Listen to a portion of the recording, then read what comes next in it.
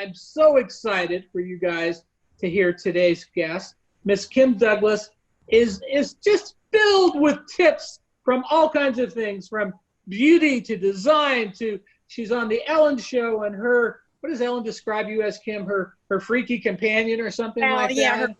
her crazy beauty friend or something. Yes. And Kym, I'm just so delighted because, you know, you're kind of a polymath yourself in terms of all of the things you've done. I want you to know I tried the shot glass. I had tomatoes on my face this morning. I wouldn't let my wife, I don't know if that was avocado dip that you're putting in your hair or what, but I wouldn't go that far. But tell us how you got involved in this health and beauty kick. Where did it all start for you?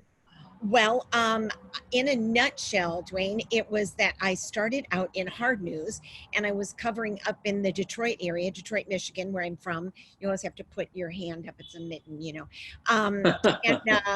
And so I was covering hard news, which was murders, rapes, and fires. Unfortunately, that's what the news was made up of. And I just got so down and depressed covering all these horrible, stories about people going through the worst of times, that I ended up getting told by my news director to interview this entertainment guy. And I interviewed him, and the joke goes that, thank God I didn't interview Charles Manson or Chubby Checkers. I would have married them. So I interviewed my husband, Jerry Douglas. We ended up getting married, and I moved out to California because he was on The Young and the Restless. And there was a whole lot of openings for young women that came from the Detroit area, because it was a much smaller market than New York or LA. So I decided I would get into entertainment news and start interviewing celebrities, and I did, but they wanted me to move into kind of gossipy stuff, like a Cindy Adams, if you will. And it didn't ring true to my spirit and align with me. So I thought, you know what, after the camera shut down, I always would say to the different experts or celebrities, what are you wearing? How did you get your skin to look so great? And they would tell me, and all my girlfriends loved it. So I ended up using that and taking that and running with it. And that's how I got into beauty. So tell me your favorite story of someone some celebrity that you interviewed, and you just, they were vulnerable with you and say, hey, I use milk of magnesia on my nose every day to make it look this way. Whatever it is. Well, it really was a surprise because, again, Dwayne, I thought, in order to look like the celebrities, you had to have the money they have and the trainers and the experts and so on and so forth. And while that is probably true to a high extent, I did find that one of my favorites, well, two of them, one is J-Lo. Jennifer Lopez had the most gorgeous glowing skin. And she said it was really things that her grandmother and her aunties used to tell her to use, shea butter, easy, simple things, olive oil, things like that on her skin. And then the other one was my favorite, and that is Sarah Jessica Parker. And she was raised in very difficult situation, not a lot of money in the family. They were on welfare for a while. And she told me that she would never spend the money to get those blotting pads that you buy for like $25, $50 from MAC. Right. And it absorbs all the oil. So she'd go into the bathrooms before a big audition, rip a piece of the tissue paper off of the toilet seat cover, which is free in every bathroom around. Right. And she would just dab her T-zone, walk in like she had been running from one end to the other, and she didn't have a shine or a sweat or anything. So I love that. Wow, beautiful stories. So is there one thing that you took up to heart and said, hey, I'm going to incorporate this in my life because this is such a great beauty tip? Well, it was always from the women that were a little further on in age that I took their tips. I love when, the 20-year-olds say, I use this kind of wrinkle cream, or I use, the ones that have flawless skin say, here's what I do for acne. So I didn't put a whole lot of effort into what they said. But some of the older women that I interviewed, I really took to heart. One was Jane Russell. I don't know if anybody will remember her. I think she was like from the 30s. Yeah. But sure. She was very, very old, and it was right before her passing. And she said to me, Kym, whenever you're putting on your moisturizer or your oils or any of your facial stuff, always work upwards. Never put your creams on down. And that has to do with men as well, Dwayne. You don't want to be pulling the skin down, always lifting up and using your fingers for lymphatic drainage. And it really does work. You know, my daughter used to sell for Mac like 15 years ago, and she told me that. And ever since then, you know, when I put on my face cream, I do up. So that's a good tip. It's a good tip. What, you know, you have such beautiful skin. You have this beauty, natural beauty to you. You complement the beautiful flowers in the background. But as we age, things change, you know, and I'm in the field of aging. I've been dealing with elderly people for 35 years. I've cared for about 60,000 people. Wow. And, you know, it seems like things change dramatically at certain cliffs. So, you know, and I know you've had a health scare and, you know, gone through your own challenges. What kind of advice would you give our listeners in terms of taking care of your health and you know, preserving yourself as you age? Well, my grandmother in Scotland always used to say this saying, and it stuck with me forever. And it's something that we've heard many times, but it rings true for me. And that is that health is wealth. And I learned that a little too late. I got on the hamster wheel and I just kept going. You know, one day it's doing the Ellen show, and then it's Hallmark, Home and Family show, and then it's the book, and then it's and you just are on that. And been there, done that. I'm sure so many of your listeners and followers can probably relate. And so I kind of put my health second step.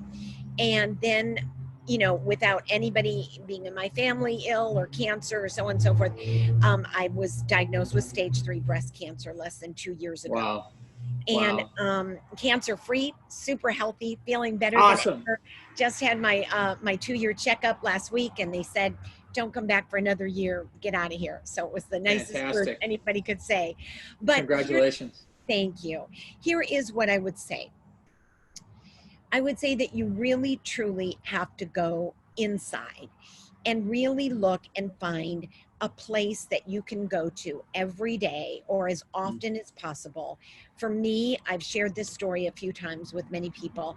I happened to find a place out in my backyard that's on top of an old cut off oak tree, and it's my stump. And I go there every morning, Dwayne, and I just stand in nature. It can be 2 minutes, it can be 15 minutes, it can be half an hour, whatever my day lets me know I have. And I just stand in nature and I try to commune with God. And I ask for his guidance, I ask for his blessing, and I ask for him to take over my mind and body, to just lead and direct and guide me. I never used to do that before. It kind of was like, I'm not going to worry God because he's got a bunch of other people to take care of, so I'll just go ahead and do this. Well, I didn't do a very good job. So I find that number one is finding a great spot. It can be in your closet, it can be a great chair. Find a spot to just get centered in before your day starts, and then put your health truly first. I drink green juices now when I used to drink Diet Coke. I cook meals when we used to go out. You just have to do that little shift. Nothing, you know, I wish I could tell you that there's a big secret that I hold. I don't, but I have made my health a priority, and that's made all the difference. Yeah.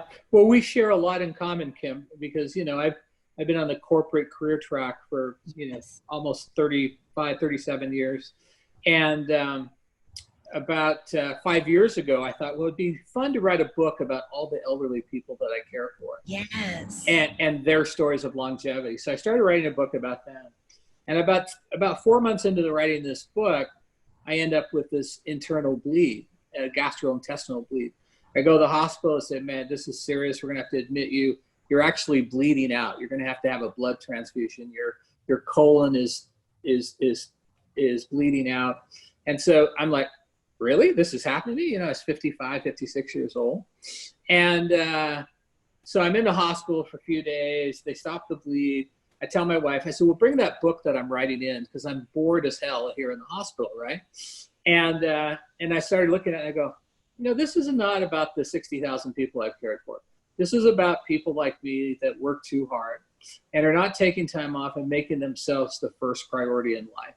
And that changed my life. And wow. You know, and I totally rewrote the book. and I went on a voyage of discovering the best health practices around the world. Right. And I went to 80 some countries and talked to everybody from shaman to, we visited over 600 health spas, just found out everything that made people live long, happy lives. And like you, I found that, your health and your spirituality comes from within. Yes. And so right before I got on this call, I was sitting out, looking out the lake doing a 10-minute meditation, Oh. And so every day I practice meditation. I practice transcendental meditation. And I love what you're saying about connecting with the earth, because you probably know the concept of earthing or grounding, yeah. Right? Sure. So I try to ground. I try to go out barefoot and ground with the earth and so on. And they're finding that earthing is having incredible treatment of cancers and other things. And, it's funny because if you look at the history of man and when we started to get off Earth, and I did a whole presentation about this in January, about in the 60s, we what became popular? High-rise living, right? Yeah. So we started living in these high towers. We developed tennis shoes with these thick rubber soles, right? We did a lot of things that got us away from the earth. And now we're realizing, God, we are creatures of the planet. We need to be connected to the earth. And, maybe living on the 68th floor is not a great idea, right? Exactly. So, yeah. Exactly. So, if that book you're talking about, is that the 30 Summers? 30 Summers More, right? Yeah. I can't wait to read it. That sounds wonderful. Well, and what great research you did. 600 spas. Oh my gosh. Well, somebody had to do it, Yeah, so. Exactly. My dream come true. And one other thing when you were talking, I was thinking about that I've actually started doing, and it sounds like such a crazy LA thing, but even forest bathing. Yeah. I talk about it in my book. Oh, you do? Oh, great. Yeah. I mean, people are like, what are you talking about? But I read up when I was fighting cancer that was another thing, and I started doing that as well. Do you know in Japan, the physicians, not naturopath, not right. Alternative doctors, the MDs write prescriptions for forest bathing. Oh my gosh. Yeah, they actually, if somebody comes in with high blood pressure or stress or anxiety, they actually say, hey, go walk in the forest twice a week. For 1 hour. Yeah. So it's actually a prescriptive diagnosis in Japan. Isn't that interesting how truly, if we do just listen to our spirits, in the middle of my battle with cancer, the only thing I could do, because I was on chemo so heavily and lost all my hair and everything, and the only thing I could do was go with my son and go to this place in Los Angeles that you may or may not have heard of called Tree People, and it's free. It's open to the public.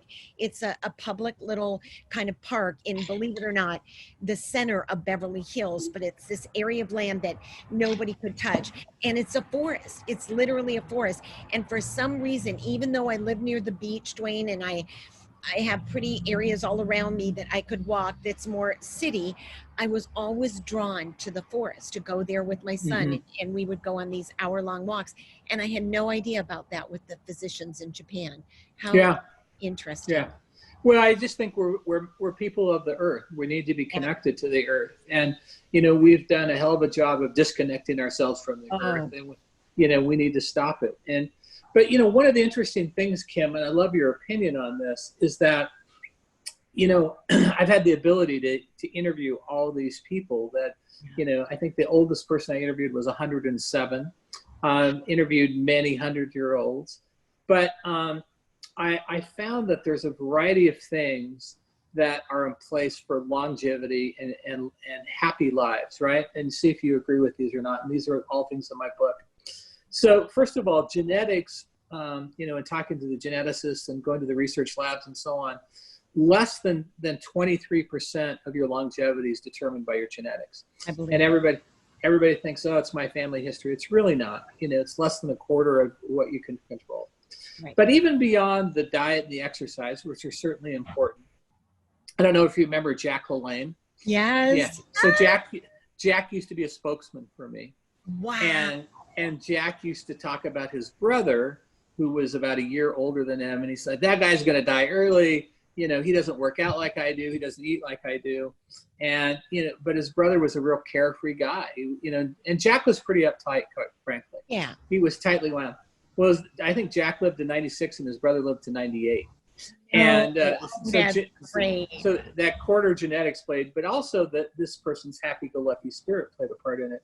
And so what I found is that, you know, people who live these long, happy lives, purpose plays an incredible part in this. And so, you know, I interviewed people that, you know, and when we talk about purpose, it's just not golfing and fishing. It's where you have a real measurable purpose that, you know, I can measure this. Like I interviewed a guy that was 96 who used to be a runner, and he wanted to take a half a second off his sprinting time, and he'd get up rain or shine, said unless it snowed, he would be out there. There was another guy who was 87 who was in the Senior Olympics as a shot putter. And he is like, I'm just trying to get a quarter inch every day, and every day I go out there. But these goals and purpose get, you know, drug them through life. The other thing, you know, Harvard did a study. It's the oldest longevity study on the planet.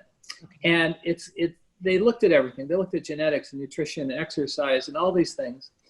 And they found one common denominator in this study that's over 75 years old.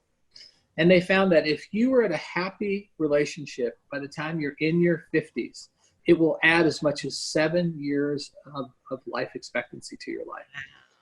And so, you know, beyond nutrition, beyond exercise, beyond all of that. So that was incredibly important.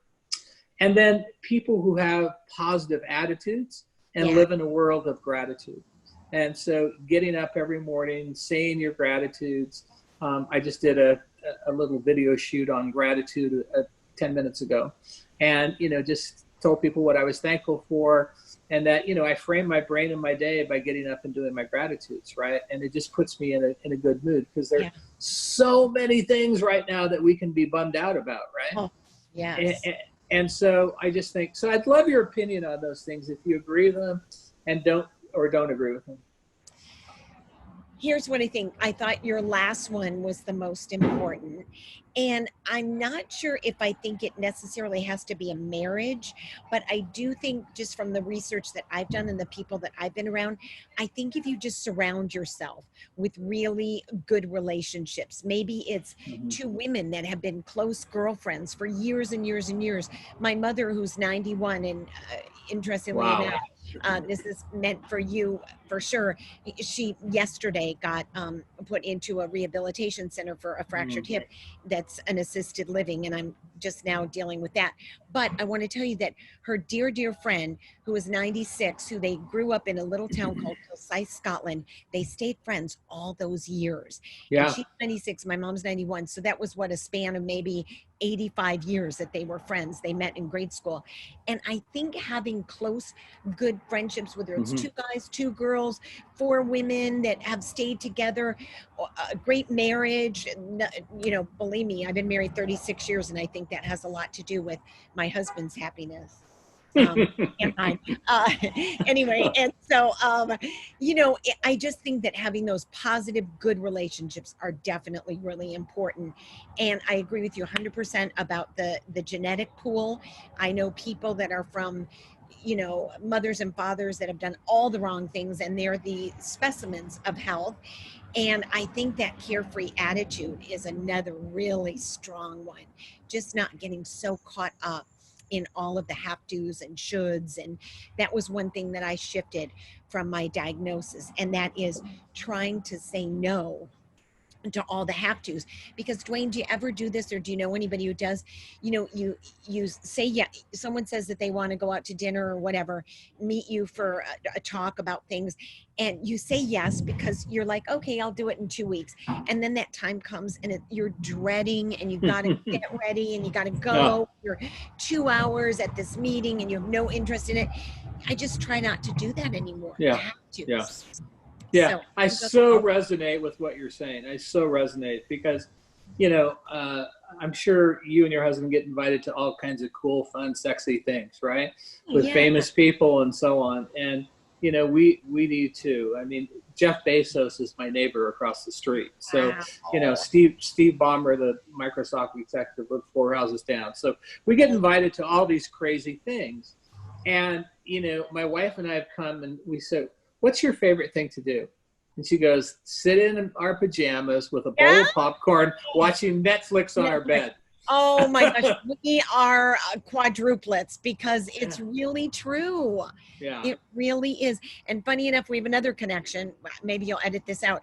I worked on Good Day LA with Lauren Sanchez, who is now. Oh yeah. She lives down the street now, part time. Exactly. That's funny. So I want to talk to you about what I call the Peacock Theory, and I'm gonna define that for you.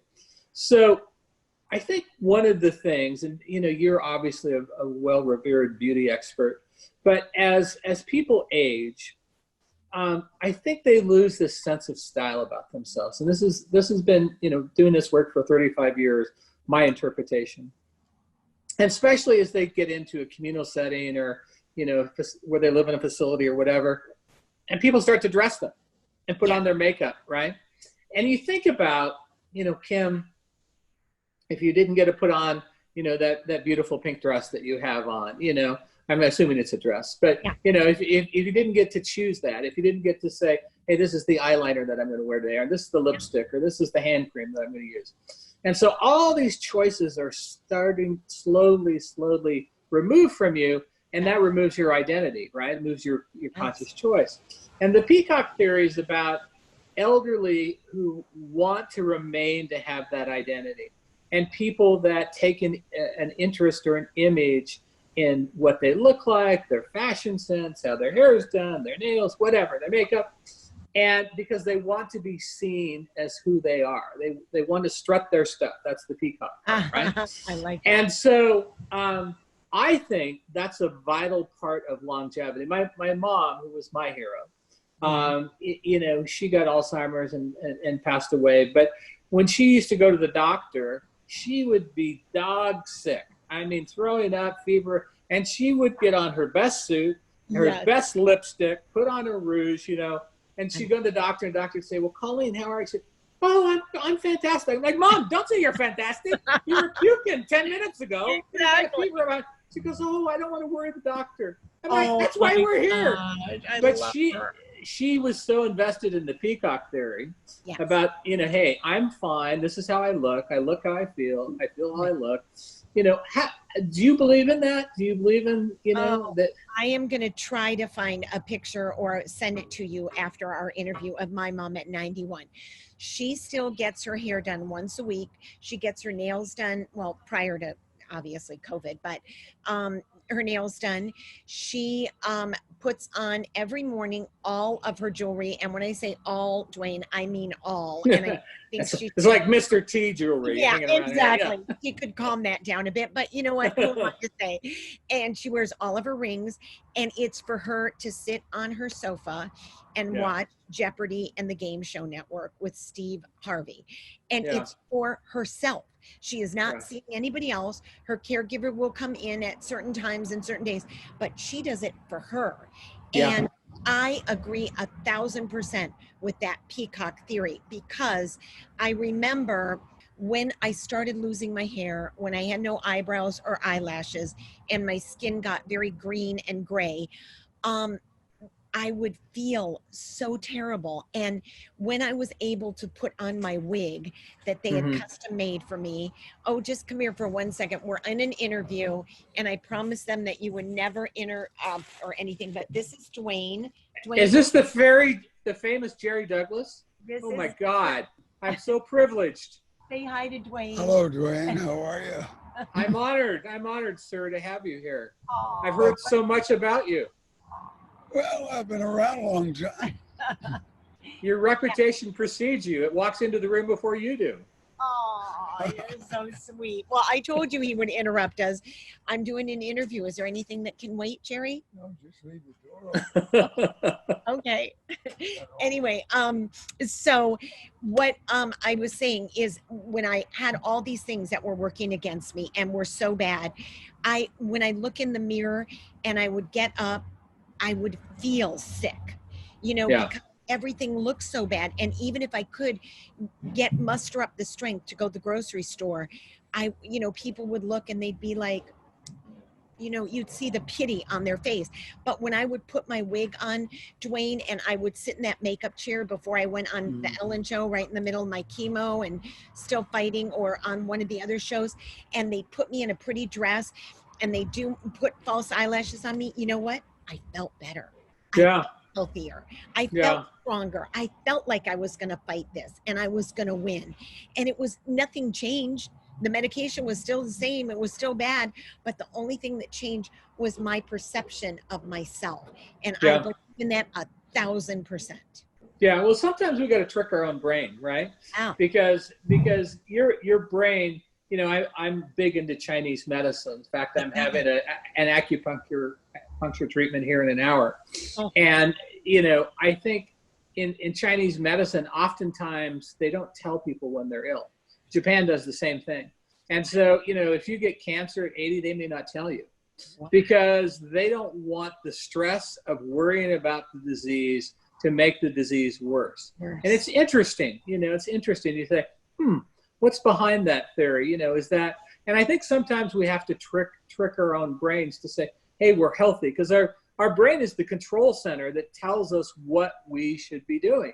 Right. And, I certainly don't want COVID, knock wood, I don't get it, but I've practiced in my head what would happen if I got it. Would I get up and say, hey, you're going to do great through this, you're going to be fine? Or would I go, oh my God, I'm dying, Yeah. And so I think the mental exercise of telling your body how to react, telling the control center, hey, this is how we're going to deal with this, and we got this, is huge. I agree. Tell me about the red dress, Kym. Okay. So, I had done everything right. I had been eating really good. I had kept my weight in check. I was living my purpose. I had a happy relationship. I have great parents. All those boxes that we talked about earlier, I had checked off. And I was doing all the things that I was supposed to do. And then I went in for my mammogram and I found out that I had stage 3 breast cancer. So it hit me really hard. And it was the first time in my life that I had really gotten just knocked to my knees, and nobody could help me through it. Nobody could do anything for me. So, but me and the doctors. So, and God. And when I got off the phone with my gynecologist, who had gotten all the results in from the testing that I did, she said that I would have to have a double mastectomy. And I had just gotten that phone call, and it happened to be the exact day of the daytime Emmys. And both the shows I was on, both Ellen, I think it was her 14th win for Emmy, and then Hallmark Home and Family Show were both up for Emmys. And I was going, and I had already previously booked my hair and my makeup team, and I had gotten this dress from a wonderful designer that, they lend it to you for the night. And it was this long gown, and I have the picture, and I had all that ready. And when I got that news, Dwayne, that not only did I have cancer, and not only was I going to lose one breast, but I was going to have to go in and get a double in my 50s, it was really devastating. So I did something I never do, and that is I went in my room and I pulled down the shades and I slammed the door shut, and I made it as dark as I possibly could. And I said, I'm not getting out of bed. That is it. This is the way I'm going to deal with it. I'm not getting up. I hate life. I hate God. Nothing's fair. I did everything right. What's wrong? This is awful. And I just pulled the covers over my head and, sobbed myself into oblivion.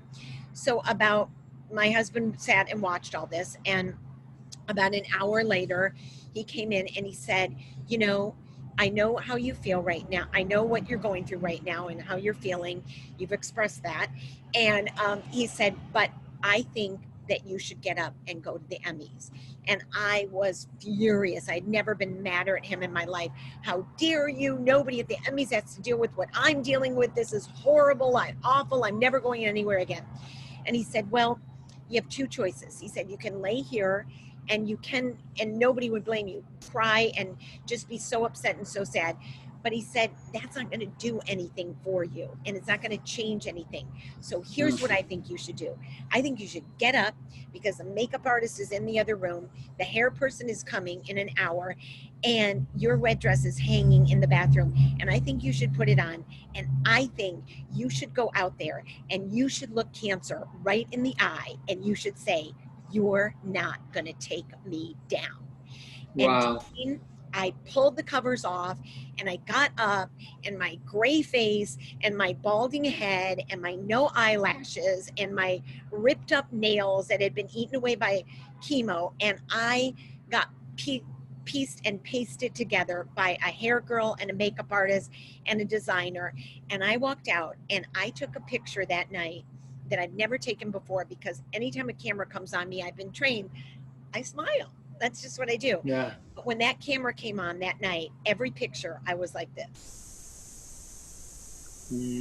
I was looking defiantly down. Absolutely, because you're not going to take me down. I am going to survive, and I'm going to get through this, and I'm going to fight it every step of the way. So that was my. I love that story. So I have a gift for you. So I have a friend that's beat cancer 3 times. Wow. And so I wrote him a poem. So I'm going to send you the poem. Please, I would love that. Yeah, and it's entitled "Cancer, You Have No Place in My House Tonight." So, so I'll send you the poem that I wrote him, because he's cherished it. But that's a fabulous story. And how did the night go? How did you feel afterwards? You know, a lot of people knew that they didn't know I had to get a double mastectomy, but they knew I had been diagnosed. And the love that I felt, and the support, and surrounding yourself with people that are in your business. And, you know, in my business, people were like so proud, and so feeling that you had a strength, because a lot of people don't want to talk about it, or don't want to hear that. I mean, as we all know, and this is devastating, this took me down a few steps the other day, but actually on my birthday, I found out that Kelly Preston, John Travolta's wife, at the same age I was diagnosed, passed away from cancer, and no one knew, and she had been fighting for 2 years. So that tends to be a little bit more the route that a lot of people in our business take. But you know, for me, I had to do my own path, and I found a lot of strength from other people knowing that I was fighting this. And I think when you share your vulnerability, it's amazing the stories that people will tell you, and they're more willing to share theirs. I so agree. I love that story. So last question for you, Kym. What advice would you give somebody that's going through a health challenge right now? You have prevailed, you've kicked cancer's butt down the road. But what would you tell them? Somebody, you know, gets diagnosed, and you say, hey, I just want you to know this is the thing you need to do, or the 3 things you need to do. What would you tell them? Well, the things that I do to get well, the things that I practice to get well, was, as we said at the beginning of the interview, to find my spot every day, wherever that happens to be, and to go inward and to get my strength from above, from God, and to really connect in with that spirit.